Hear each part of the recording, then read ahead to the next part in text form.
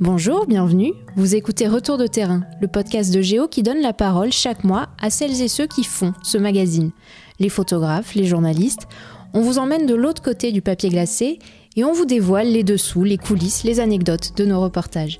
Moi c'est Léa Santa Croce, et après l'Islande, la Mongolie, les Seychelles, la Californie, direction l'île de Java, en Indonésie, à la rencontre des Badouis, à 150 km de Jakarta, la capitale. Ils sont 13 000 et ils vivent là, isolés, dans la forêt, comme leurs ancêtres, il y a 500 ans. Ce que vous entendez là, c'est l'angklung, instrument traditionnel badoui. Valérie Léonard a partagé leur quotidien pendant 6 semaines. Nous publions ces photos dans le magazine ce mois-ci. Alors loin des montagnes verdoyantes de l'ouest de Java, elle nous reçoit aujourd'hui chez elle, à Vanves, pour nous parler de cette expérience qui l'a profondément marquée. Bonjour Valérie. Bonjour Léa. Retour de terrain, c'est le podcast du magazine Géo.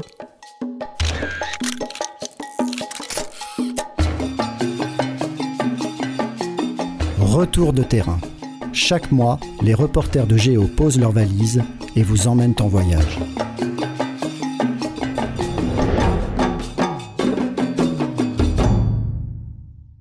Valérie, tu es photographe documentaire et aventurière.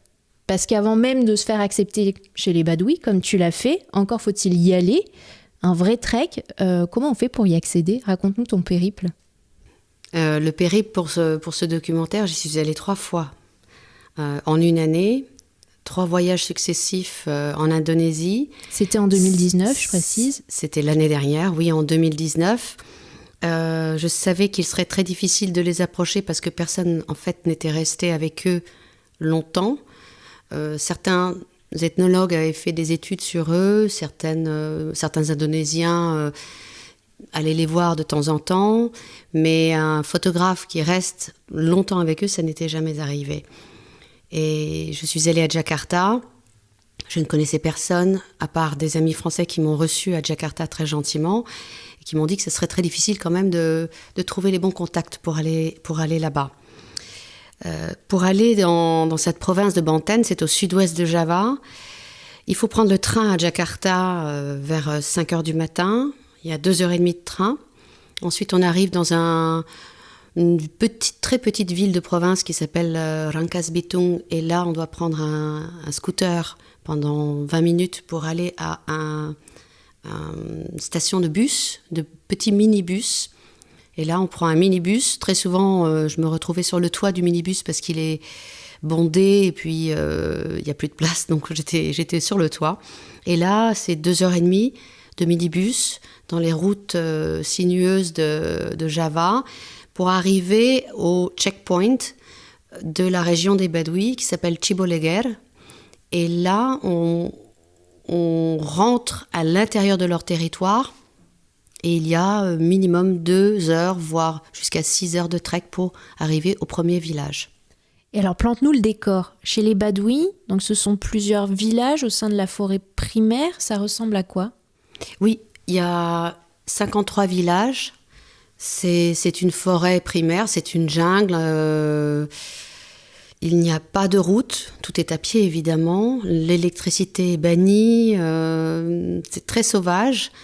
Mais par endroits, les sentiers sont pavés de cailloux, donc c'est un petit peu plus facile, quoique non, en période des pluies, il y a beaucoup de boue et on glisse. Mais on arrive aux premiers villages qui sont les plus fréquentés, on va dire, par les Indonésiens lorsqu'ils y vont, quelquefois le week-end, ou lorsque les enfants, les écoles y vont. On arrive au premier village au bout de 2 heures environ. Ça monte. Physiquement, c'est très difficile. Et puis, il y a 50 villages de Badouis de l'extérieur, les Badouis Luar, ou les Badouis qui sont habillés en bleu, indigo et noir. Et au centre de la région, au centre de toute cette forêt, il y a 3 villages de Badouis blancs, les Badouis Dalam. Dalam, ça veut dire intérieur. Et cela, moi, en tant qu'étrangère, je n'ai pas le droit d'aller dans ce village des Badouis blancs. En revanche, les Badouis blancs venaient me voir chez les Badouis bleus, Badouis noirs ou Badouis bleus, les Badouis Luar.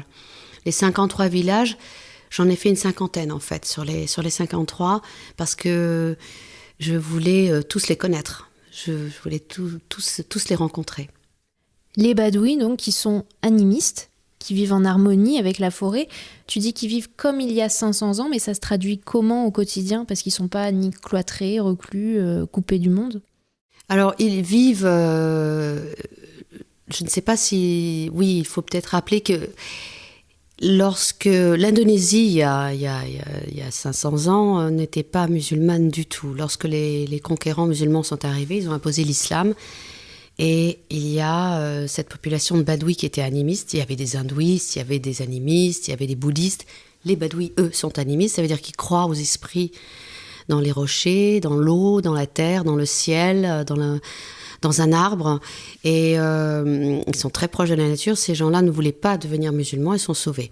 Ils sont arrivés dans cette forêt et ils ont établi des règles très strictes, tout simplement pour se protéger du monde extérieur et du monde moderne et pour rester dans leur tradition. Jusqu'à présent, ils suivent une règle qui s'appelle comme un code. C'est comme un code en fait, un code civil de 600 règles. Alors, ils ne me disent pas toutes les règles, c'est au fur et à mesure du temps que je passe avec eux que j'apprends que ça c'est une règle, ça c'est une autre règle. Et ces règles-là n'ont pas bougé depuis 500 ans. C'est-à-dire que l'électricité est bannie, l'école du gouvernement est bannie, et ça a toujours été, et c'est toujours. On ne change pas le cours d'une rivière, on ne le changera jamais. Ça, c'est 3 petites règles, mais il y en a plein d'autres. Par exemple, les maisons, c'est très joli. Les maisons sont en bois et en bambou, et les poteaux qui tiennent les maisons, je ne sais pas comment on appelle ça, les fondations des maisons en bois, elles ne sont pas plantées dans la terre parce qu'ils considèrent que de planter un énorme poteau dans la terre, c'est la violer. Donc les poteaux qui tiennent les maisons sont posés sur des énormes rochers qui, eux, reposent sur la terre. Mais ça, jamais ils ne construiront dans 10 ans, dans 20 ans, dans 50 ans, jamais, puisqu'ils n'ont pas fait depuis 500 ans. Ils sont très attachés à leur tradition. Tu as dû t'y prendre à 3 fois avant qu'ils t'accueillent pendant plusieurs semaines chez eux. Comment tu as fait pour gagner leur confiance sans les connaître au préalable, ni même parler leur langue? Alors, ça a été très difficile la première fois, parce que de toute façon, c'est toujours difficile quand on ne connaît pas les gens. Hein. Donc, il faut déjà les rencontrer, se faire accepter. Donc, moi, j'arrivais là-bas, et lorsque j'étais à Jakarta, j'ai fait des recherches. J'ai eu la chance de rencontrer, par hasard, parce que c'est comme ça que ça se passe, c'est un coup de chance, une jeune fille en sortant de l'aéroport, qui est venue vers moi, qui m'a demandé si j'avais besoin d'aide, tout simplement. Puis après, on a sympathisé, on a parlé de tout et on est devenus amis. Elle m'a aidé à trouver un guide. Bon, ce ne sont pas vraiment des guides, hein, ce sont des gens qui s'autoproclament guides comme ça, qui m'a accompagnée une première fois là-bas. C'était pas suffisant pour moi. Je voulais être plus dans une relation plus profonde avec eux, mais c'était déjà un premier regard. Ce que j'ai appris à arriver là-bas, et j'étais naïve. Hein, moi, lorsque je voyage, lorsque je fais mes reportages, je pars longtemps. Je suis seule, j'ai mon sac à dos, je loue une moto ou un scooter. Et puis je dors dans les villages, je ne vais pas à l'hôtel, je dors dans les villages. Je pensais naïvement que j'allais pouvoir rester 3 semaines chez les Badouis lors de mon premier voyage, et ça suffisait. Maintenant, parce que une des règles encore, c'est que celui qui vient de l'extérieur, d'ailleurs qu'il soit indonésien, enfin de l'extérieur, indonésien ou étranger, peu importe, n'a le droit de rester qu'une nuit et 2 jours. Donc c'était catastrophique pour moi.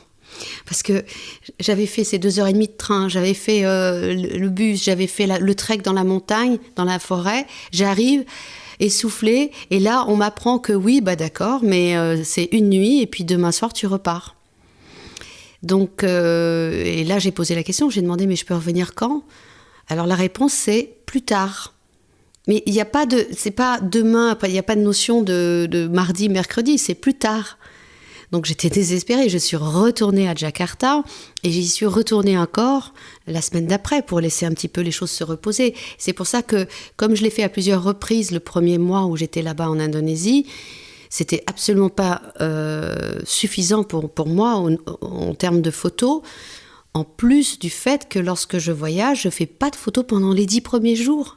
Puisque j'apprends à connaître les gens, j'apprends un peu, j'essaie d'être acceptée par eux, Et pour pas les agresser, je fais aucune photo pendant 10 jours. Donc là, c'était pas possible. Il fallait que j'y aille 10 fois avant de faire la première photo. Donc j'y suis... donc, j'ai passé du temps surtout à discuter avec eux. J'ai fait quelques photos. Je suis revenue à Paris et j'ai décidé d'y retourner.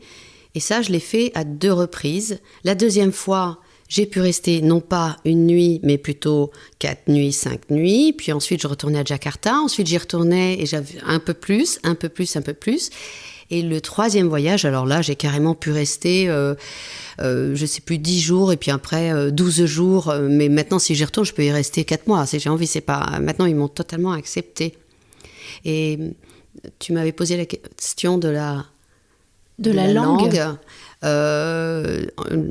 Aussi, ce que je fais lorsque je voyage, et je l'ai fait encore là. Évidemment, là, j'avais besoin d'un interprète qui était un homme extraordinaire que j'ai rencontré, qui s'appelle Mandrak, comme Mandrake dans la bande dessinée. Et lui a été avec moi tout le temps, parce que lui, il parle indonésien et sundanais. Il faut savoir que les Badouis parlent un mélange d'indonésien et de sundanais. C'est un mélange. Par exemple, il y a des mots qui sont identiques et il y en a qui sont différents. L'indonésien est une langue extrêmement facile à apprendre. Très facile. Il n'y a pas de grammaire, il n'y a pas de présent, il n'y a pas de futur, il n'y a pas de masculin, il n'y a pas de féminin. Et toi, tu parles couramment l'indonésien ? Pas couramment, mais j'apprends, voilà. Donc, mais c'est très joli. Par exemple, en indonésien, pour dire le soleil, on dit matahari. Mata, ce sont les yeux, et hari, c'est le jour. Donc les yeux du jour, ça veut dire soleil. Eux, ils disent pananpoy. Les Indonésiens, les Badouis. Et ce que je fais en général, c'est que j'ai toujours un petit cahier avec moi et je fais du Pictionary. Je dessine. Et je dessine des animaux, des choses, la montagne, n'importe quoi, des fleurs, des arbres. Et tout le village, en général, est autour de moi parce que ça les intéresse beaucoup plus, mes dessins, que mes appareils photo. Et ils devinent ce que je dessine, ils me disent le mot et moi, je l'écris. Donc, j'ai appris de plus en plus à m'exprimer en langage badoui et ils adoraient ça forcément. Ils se moquaient de moi tout le temps d'ailleurs. Et au quotidien, comment s'est passée la cohabitation avec les Badouis ? Tu vivais où ? Tu mangeais quoi ? Alors au quotidien, je mangeais quoi ? Donc je mangeais des nouilles déshydratées matin, midi et soir. J'avais apporté les bouteilles d'eau avec moi parce qu'ils boivent l'eau de la rivière et j'avais quand même peur de pouvoir éventuellement tomber malade. Et je mangeais du riz blanc, c'est tout. Et, au point de vue alimentation, les Badouis mangent du riz à tous les repas et du poisson séché. Ils ne mangent pas de viande du tout parce qu'ils n'ont pas le droit d'élever des animaux à 4 pattes. Il y a des poules et des coqs partout dans le village, mais partout, tout le temps, qui sont en liberté, qui mangent ce qu'ils trouvent sur le sol, et ils ne tuent ces poules que lors de mariage ou pour les funérailles ou la naissance d'un bébé. Donc en fait, ils ne mangent pas de viande, ils mangent du poisson et quelques plantes qui poussent, genre épinards, choses comme ça. Comment je logeais ? Je logeais chez eux, chez le chef du village, enfin pour le dernier village du moins, chez Alpine. Ces maisons, elles sont toutes identiques chez les Badouis. Il n'y a pas celui qui a une énorme maison, celui qui a une toute petite maison. Il n'y a pas de sens de propriété en règle générale. Donc c'est du bambou par terre. Ce sont des gros tubes de bambou qu'on a coupés en 2 et ensuite qu'on a écartés pour les aplatir et pour faire comme des grosses lattes de bambou. Elles sont séchées. Il n'y a aucun meuble dans les maisons. Il n'y a pas de nécessité d'avoir de meubles. Et on dort par terre, sur le bambou. On dort assez proches les uns des autres. Et moi, je suis habituée à dormir par terre, de toute façon, sur la terre, sur le béton. On dort très bien d'ailleurs, par terre. Et donc, je dormais avec eux. Évidemment, quand quelqu'un ronflait, c'était difficile, mais j'avais mes boules qui et ça. Ah si, l'anecdote assez drôle, c'est une nuit, j'étais avec toute la famille à dormir dans cette petite pièce. Et je n'arrivais pas à dormir parce que Mandrake ronflait, mais je n'avais jamais entendu une chose pareille. Et donc, je suis sortie avec mon sac de couchage Vraiment, j'étais énervée, il était 3h du matin. Et c'est la nuit, il y a pas de lumière. En plus, ma lampe frontale ne marchait pas. Donc, je me suis dirigée comme ça à tâtons dans une autre maison en face. Et puis, ils ont tous des porches, les maisons, des porches. Donc, je me suis dit, bon, je vais pas déranger les gens. Je vais me mettre sur le porche. Et puis, j'ai frayé mon chemin comme ça. Et je me suis mise sur le porche et je me suis endormie. Et le lendemain matin, j'avais la moitié du village qui se moquait de moi, qui m'entourait. Parce qu'en fait, j'étais allée me coucher dans le poulailler. Et j'étais couverte de poules et d'excréments de poules sur moi. Mais j'avais dormi, en fait. J'avais quand même réussi à dormir. Les poules ne ronflent pas. Ces fameuses poules qui grouillent partout et qui font un boucan d'enfer. Un boucan d'enfer. Elles se réveillent en pleine nuit et elles passent, comme les maisons sont un petit peu sur pilotis, comme ça. Elles sont en dessous. Elles dorment en dessous de nous. Elles dorment en liberté. Et dans le poulailler, là où j'ai dormi, mais elles dorment en dessous. Donc forcément, elle est à 10 cm de ma tête, sous le plancher en bambou. Et lorsque le coq se met à chanter, il n'y a pas qu'un coq, en fait. Il y a 70 coqs dans le village. Et ils veulent tous crier plus fort les uns que les autres. Là, tu nous parles du ronflement, des poules. Oui. Quand tu repenses à ces semaines que tu as passées là-bas, est-ce qu'il y a d'autres images, d'autres souvenirs précieux peut-être qui te reviennent en particulier ? Précieux, il y avait des anecdotes assez drôles lorsque j'allais me baigner dans la rivière pour me laver. Forcément, il y a un bras de la rivière qui est dédié aux femmes, l'autre aux hommes. On n'y va pas au même moment. Mais forcément, quand on est étranger et que c'est la première fois qu'elle voit quelqu'un de l'extérieur, elles ont tous les regards sur moi. Et elles riaient parce que pour elles, c'est simple. Pour elles, c'est pas se laver. Se laver, c'est pas grave. Mais c'est-à-dire qu'il y a encore un petit endroit dans la rivière, ce sont les toilettes. Les Badouis ne vont pas dans la forêt. Ils n'utilisent pas la forêt comme toilette. C'est la rivière. Et moi, c'était très difficile de connaître les codifications de quel bras de rivière était toilette, quel bras de rivière était... à quel endroit, je ne savais pas, donc elle se moquait de moi. Non, il y a un souvenir humain qui était assez fort. C'était vers la fin du 3e mois. Il y avait une jeune fille, une enfant, elle a 10 ans, elle s'appelle Jambu. Elle est très, très jolie, elle est très douce. Les Badouis sont de gens... qui sont très discrets, très silencieux, tout en retenue. Mais en même temps, ils peuvent beaucoup s'amuser, mais ce ne sont pas des gens extrêmement expressifs, on va dire. Et Jambu, c'est très discrète. Et je la vois, parce elle vit dans la petite cahute on va dire à 5 mètres de moi. Et elle s'occupe tendrement de sa demi-sœur qui vient de naître. Elle va laver les vêtements dans la rivière. Elle aide énormément. Tous les enfants aident. Hein. On leur demande même pas d'aider. Ils sont tout le temps en train d'aider. Et puis elle porte la petite fille. Puis je remarque qu'elle a un doigt qui est complètement tordu. Je sais pas comment on l'appelle, le 4e doigt. Celui-ci. L'annulaire peut-être ? L'annulaire. Oui, l'annulaire. L'annulaire est complètement tordu. Et je regarde de plus près, et en fait, il est très enflé, il est totalement infecté. Mais vraiment, tout jaune, infecté, purulent. Donc, je lui pose des questions, je vois qu'elle ne se plaint pas. Je lui demande si elle a mal. Elle ose même pas dire qu'elle a mal, en fait, parce que la notion de j'ai mal, c'est quelque chose de même presque étranger pour eux. Donc, elle dit rien. Donc, je parle à sa mère, je demande à sa mère comment elle a fait ça. Et elle a fait ça en allant couper du bambou dans la forêt avec son goloc. Les golocs, c'est les grosses machettes. Et le goloc est tombé sur l'articulation et lui a coupé l'articulation de l'annulaire. Et puis, évidemment, ça s'est infecté. Et c'est ça qui est grave, c'est que ça commençait à paralyser sa main et à vraiment gravement s'infecter. Alors, eux, ils se soignent entre eux avec des plantes et tout ça, mais c'est pas suffisant. Quand à un moment donné, on a une septicémie, c'est terminé, quoi. Donc j'étais désespérée et il fallait trouver une solution. J'en ai parlé avec Mandrake, mon assistant, j'en ai parlé avec le chef du village, avec les parents de Jambu, et on a décidé d'un commun accord qu'on emmènerait Jambu à l'hôpital. Parce qu'ils ne se rendent pas compte que c'était soit l'amputation, soit l'opération, mais sinon... avec une septicémie, on ne survit pas, quoi. Ce que vous avez fini par faire ? Et on a fini par faire ça, et on est parti. C'était une grande aventure parce que la petite n'avait jamais vu la ville, ni les voitures, ni un hôpital, ni rien. Et elle a passé la nuit à l'hôpital, elle est opérée le lendemain. Et on est retourné la chercher. Ça veut dire que c'est quand même 8 heures de voyage. On est revenu la chercher, on l'a ramenée, et maintenant Jambou va bien, et voilà. Mais c'était une belle aventure, et c'était nécessaire.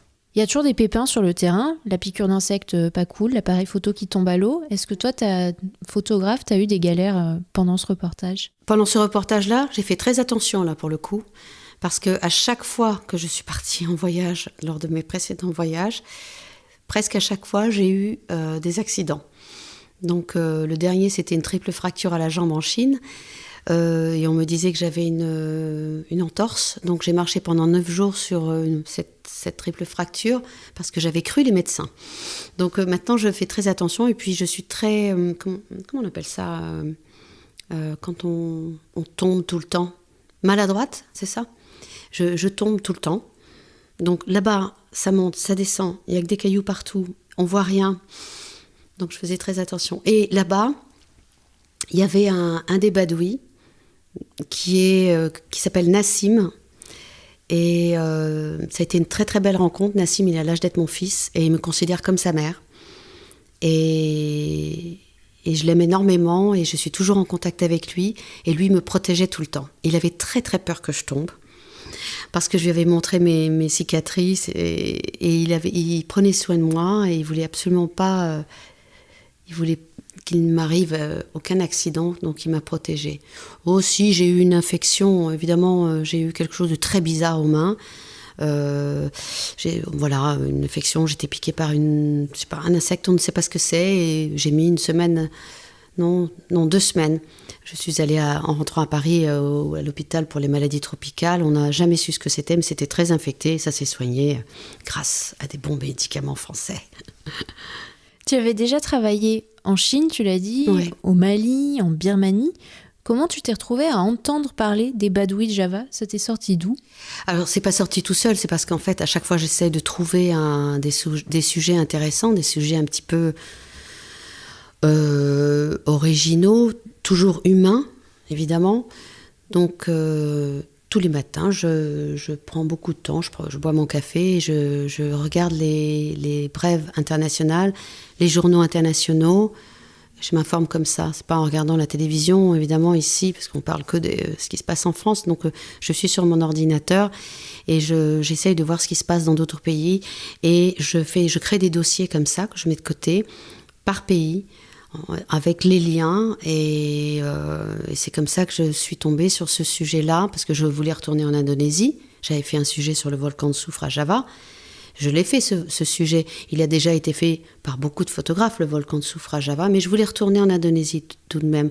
Et j'avais d'autres sujets en Indonésie à faire. Il y en a plein. Mais lorsque je suis tombée là-dessus, j'ai pensé que le sujet des badouis et cette règle qui est magnifique en rapport avec la nature et l'humain, elle est d'actualité en ce moment. Parce que la façon dont on traite notre planète n'est pas bonne. Et eux ont un exemple extraordinaire à donner. Tu es toujours en contact avec eux aujourd'hui ? Oui. La crise du coronavirus, ça se passe comment chez les badouis ? Ils sont au courant de tout. Hein. Ils sont très très informés, les badouis. Ils n'ont pas la radio ni la télévision, mais ils parlent. Et comme ils vont à pied à la ville pour vendre leur miel et leur comment on appelle ça, leur tissu qu'ils tissent, ils ont énormément de contacts. Ils parlent, ils communiquent et ils savent qu'il y a le coronavirus. Donc ils étaient au courant quasiment en même temps que moi. Et j'ai Nassim, le jeune badoui dont j'ai parlé, qui avait réussi à avoir le téléphone, je ne sais pas comment il a fait, un téléphone de quelqu'un. Il est allé en haut de la montagne, parce qu'il n'y a pas de réseau forcément. Il a eu le réseau et il m'a envoyé des longs messages. D'abord, il essayait de m'appeler. J'ai pas pu répondre, mais parce que je vais lui dire comment ça va bien, j'ai bien dormi, j'ai bien mangé, parce que j'ai pas la conversation badoui langue assez courante pour tout lui raconter. Mais en revanche, je lui ai écrit, il était très inquiet pour moi, il voulait pas que je meure, et donc voilà. Et je lui ai posé la question, et il m'a dit, mais non, ici tout va bien, on n'a plus le droit d'aller à la ville, mais tout va bien. Tu parlais de leur rapport à la protection de leur environnement. Est-ce que tu peux nous donner quelques règles Les règles, alors voilà, ils ne changent pas le cours d'une rivière, donc le riz, il est planté à flanc de colline. Et c'est très étonnant parce que ça monte, quoi. C'est pas comme en Chine ou en Asie où on voit toutes ces rizières avec l'eau qui coule comme ça d'un plateau à un autre. Là, c'est à flanc de colline. Ils attendent qu'il pleuve pour que le riz pousse. Parce qu'on ne change pas la nature. Ce qui est court doit rester court et ce qui est long doit rester long. On ne change rien. Si on change quelque chose à la nature, l'équilibre cosmique sera bouleversé et cette planète va mourir. Donc il ne manque pas de nous le rappeler à chaque fois, pas nous, mais il le rappelle au gouvernement indonésien lors des cérémonies SEBA qui sont annuelles. Il le rappelle à chaque fois, mais avec beaucoup de douceur, mais ils le disent. Quand ils coupent un arbre, ils en replantent un. Ils ne jettent rien. De toute façon, il n'y a rien, pas de pollution. Qu'est-ce qu'il y a comme règle ? Il y en a. Ah oui, même pour construire une maison, ce sont certains jours qu'ils doivent la construire. Et s'ils doivent la réparer, c'est d'autres jours. Lorsqu'ils ont cultivé un champ, parce qu'ils plantent du gingembre et une autre racine qui ressemble à du galanga, eh bien, ensuite, ils ont la récolte, eh bien, ils ne vont pas recultiver ce champ pendant 7 ans. On n'a jamais vu ça, on fait pas ça ici. Et ils changent d'endroit, et ils font une culture sur brûlis ensuite, bien sûr, mais ils vont pas recultiver parce qu'ils veulent pas trop violer la terre. Un système de jachère poussé à l'extrême. Ouais, et tout est comme ça. Tout a une règle, et à chaque fois que je leur dis, mais pourquoi il fait pas ça ? Ah non, parce que ça, c'est écrit dans le Pikoku. Et tout est en rapport. Le Pikoku ? Oui, c'est le nom du code, de leur code. Et les badouis blancs à l'intérieur, qu'on appelle dans les 3 villages des badouis blancs, eux, ils sont très très purs. C'est-à-dire que le Pikoku, ils le respectent à 100%. Les badouis bleus, quelquefois, il y a quelques petites... voilà. Donc maintenant, il y a des étudiants qui viennent d'Indonésie qui vont les voir, des enfants, etc. Donc les enfants badouis sont tentés d'avoir des petits téléphones portables, qui la plupart n'en ont pas, mais quelques badouis ont des téléphones portables. Et puis j'ai vu des tongs, des petites chaussures, on appelle ça des tongs ? Ouais, des tongs. Oui, ouais. des tongs en plastique, alors que normalement on doit marcher pieds nus. J'ai vu Toi, tu des n'étais pas pieds nus pendant Alors moi, ça. j'étais pas pieds nus, mais à la fin, j'étais pieds nus. Parce qu'on glisse beaucoup plus vite, beaucoup plus facilement avec des semelles qui sont en caoutchouc. Si ça glisse, que ce soit des tongs d'ailleurs ou des baskets, on glisse. Et là-bas, ce qui est complètement insensé, c'est qu'il n'y avait pas de moustiques. J'ai pas été piquée par des serpents. J'ai pas vu d'animaux. J'ai pas compris. J'ai pas vu de singes. À part les poules. À part les poules, non, j'ai pas vu de singes. J'ai pas vu. Lorsque je retournais à Jakarta pour quelques jours, pour recharger tout, parce que il fallait pour me laver tout ça, c'était infesté de moustiques à Jakarta. Et je retournais dans la forêt et il y avait rien. Ils sont, je sais pas, c'est une forêt très spéciale. J'avais besoin de retourner à Jakarta parce que forcément, oui, je pouvais recharger mes batteries. J'avais un chargeur solaire, sinon c'est impossible. Hein. Mais oui, donc les badouis blancs, ils respectent les règles. D'ailleurs, on voit leurs pieds des badouis. Je sais pas si tu as vu. Enfin, sur mon site internet, on voit plus de photos. Donc il y a des photos avec les pieds. Mais les pieds, il n'y a pas besoin de porter de chaussures parce que je crois qu'il n'y a rien qui rentre en dessous, même s'il marche sur quelque chose de pointu. Mais moi, j'ai pas marché, je me suis pas blessée sur quelque chose de dangereux sur le sol. Donc à la fin, je marchais pieds nus. Tes photos, parlons-en. Est-ce que tu veux bien te livrer à cet exercice hautement radiophonique qui consiste à commenter l'une de tes photos parues dans le magazine ce mois-ci, celle que tu veux, celle que tu préfères peut-être? Alors, j'ai choisi la photo de la famille qui est assise sur le porche de leur maison. C'est la famille d'Alpine, le chef du village. C'est là que je dormais, dans cette maison. Et sur le porche d'ailleurs, on voit bien le bambou dont je parlais tout à l'heure, qui est tout plat et assez dur. Et je dormais là. Et il y a Alpine qui est très joyeux, qui tient sa petite fille son petit bébé, cette petite fille dans les bras. Alpine vit avec sa femme, Issa. Et Alpine et sa femme ont 3 enfants. Ils ont une fille et ils ont un fils et un autre fils. Et leur fille a épousé Sarman, qui vient d'un autre village. Et là, la fille a demandé à Sarman, son mari, de venir vivre dans la maison. Donc, on pourrait penser que souvent, ce sont les filles qui quittent le foyer familial pour aller vivre dans la famille du mari. Eh bien, ça se fait invariablement. On ne sait pas. C'est une décision comme ça. Voilà, on a décidé, non, tu viens chez moi, non, tu viens chez mes parents. Il n'y a pas de règle précise. Et la maison est toute petite. Quand on rentre à l'intérieur, comme je disais, il n'y a pas de meubles, tout est plat. C'est là où on dort. Et la pièce d'après, c'est la cuisine, avec juste un foyer sur la terre. Un foyer avec le feu pour faire la cuisine. Oui, en fait, il n'y a pas de règle. Lorsqu'une fille se marie ou un garçon se marie, peut vivre invariablement dans la famille de sa femme, ou elle peut vivre dans la famille de son mari. C'est pas très important. Et là, on voit bien d'ailleurs sur cette photo le mari de la fille d'Alpine qui est à droite et qui tient un goloc. C'est lui, il est passionné de sculpture sur bois. Et les golocs, on est obligé de faire les gangs de la machette pour la protéger. Et lui, là, il est en train de finir de sculpter un goloc que je vais avoir. Donc j'étais très contente, oui. Et il sculpte ça avec ses petits couteaux. Et après, il va faire des décors avec du raffia tressé. Et c'est très très joli, hein, ces golocs. Ces golocs, c'est l'instrument essentiel.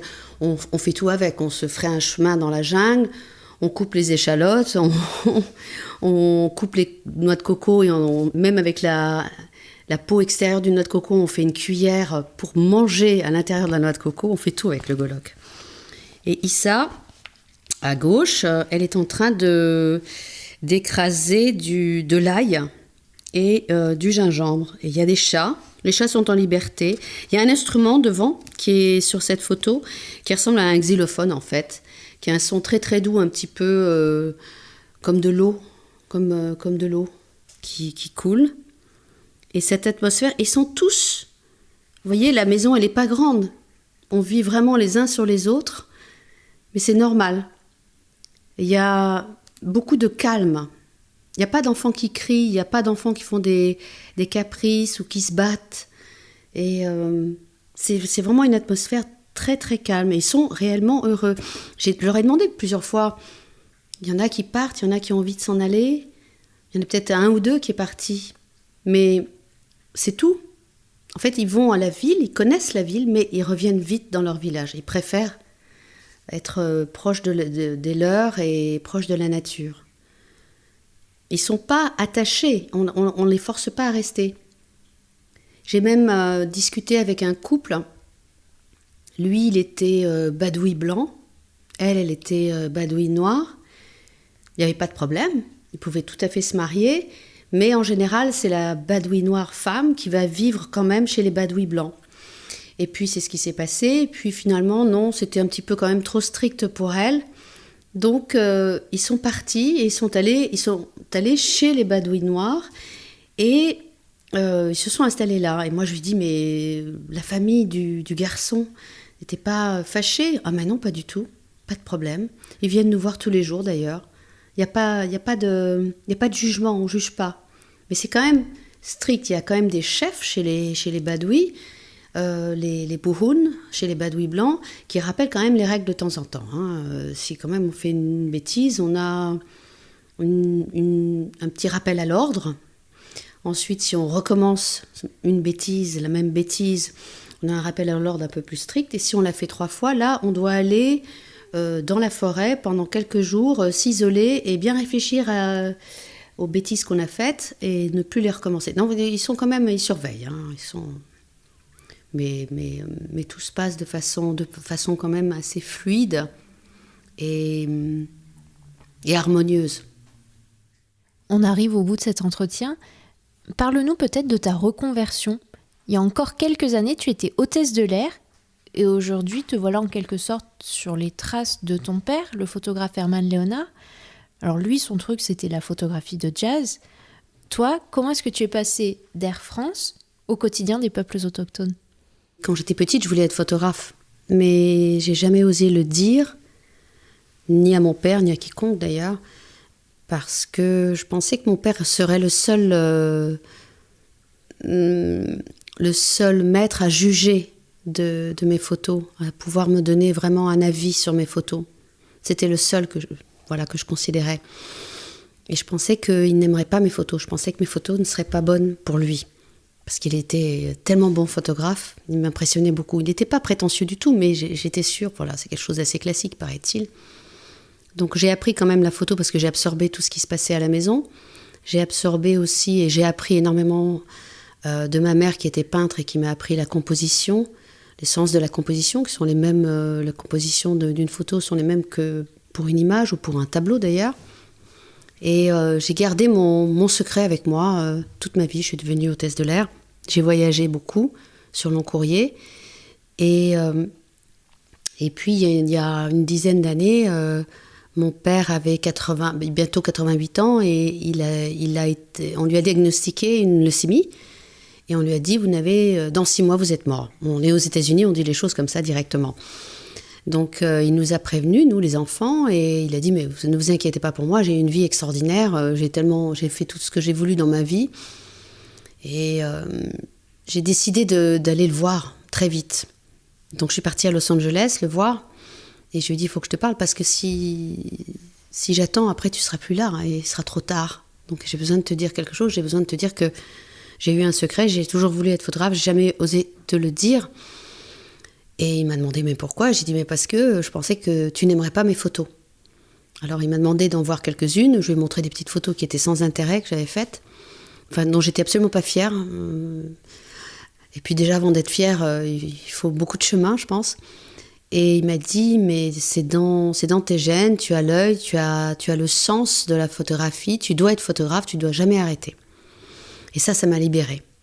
Ça m'a donné, il m'a adoubée en fait. Et lorsque je suis revenue à la maison, j'étais très heureuse et j'avais sa permission, son autorisation, et j'ai acheté mon matériel et je suis partie en Birmanie. Et quand j'étais en Birmanie, il est mort. Donc il n'a pas vu mon travail. Et puis je suis rentrée à Paris. J'étais frustrée de ne pas pouvoir lui montrer et frustrée aussi de soif de photographie. Donc j'ai demandé à Air France un congé sans solde supplémentaire et je suis partie au Mali. Et c'est là qu'il fallait absolument que je trouve une façon de photographier. Il ne fallait pas que je fasse juste des jolies photos. Il fallait que je trouve un fil conducteur, un message humain. Et j'ai trouvé ma thématique des travaux d'Hercule que j'ai menée sur pas mal de pays. En parlant d'hommes, de femmes, d'enfants qui vivent et travaillent dans des conditions très difficiles. Et puis après, la vie a continué, j'ai gagné des prix et j'ai la sensation que mon père est là. Et pourtant, je ne suis pas vraiment mystique, mais j'ai la sensation qu'il est là parce qu'il est tout le temps en train de me protéger et qu'il est tout le temps en train de m'aider à rencontrer les bonnes personnes. Il met les bonnes personnes sur mon chemin. Il est là dans ton salon déjà, puisqu'on voit des photos de lui partout au mur. Oui. Des photos qu'il a faites, je veux dire. Oui. Est-ce que tu vois quelque chose à ajouter sur les Badouis ou sur la vie ? Alors, les Badouis, je souhaite plus tard... J'aimerais faire un livre sur les Badouis. J'aimerais retourner là-bas et pour leur rendre encore un plus grand hommage. C'est ce qu'ils attendent d'ailleurs, c'est pouvoir organiser une exposition à Jakarta. Ils viendraient à pied et ils seraient très heureux, mais simplement, il faut que je trouve des sponsors. Ça, c'est très, très, très important. Ça, c'est ce que j'aimerais. Ensuite, il serait dommage que les gens se précipitent pour aller les voir avec leur sac à dos et leurs appareils photo pour les photographier comme s'ils étaient dans des cages, parce qu'il faut les respecter. Il faut pas... De toute façon, ils Ils ne pourront pas rester plus d'une nuit, déjà, c'est sûr. Mais il faudrait surtout, plutôt que d'essayer d'aller voir encore une nouvelle attraction, il faudrait surtout s'inspirer de leur façon de vivre. On n'est pas obligé de caler notre façon de vivre à 100% sur les règles du Picoucou, mais au moins de regarder notre nature différemment et de la respecter et de respecter notre planète. Je pense que c'est... Là, en ce moment, avec tout ce qui se passe, tous ces problèmes environnementaux qu'on a, c'est quand même assez essentiel de se calmer. Il y avait autre chose chez les Badouis qui était très... qui m'a marqué, que j'ai oublié de dire, c'est le sens du temps. C'est-à-dire qu'ils prennent le temps, et nous, on n'a pas le temps ici. On a le temps de rien. On se dépêche tout le temps. On est tout le temps en train de regarder notre montre. On veut faire tout très, très, très vite. J'ai lu il n'y a pas longtemps que le bouton dans un ascenseur qu'on appuyait le plus, c'était celui de la fermeture des portes. Je ne sais pas si... C'est fou, quoi. On n'a même pas le temps d'attendre les 5 secondes que la porte se referme. Non, il faut appuyer pour aller plus vite. Et là, pour un Badoui, ça, c'est impensable. Et lorsque j'étais là-bas, je passais des journées à ne rien faire. Mais rien. Et tout allait bien et c'était calme. Et il n'est pas nécessaire de faire...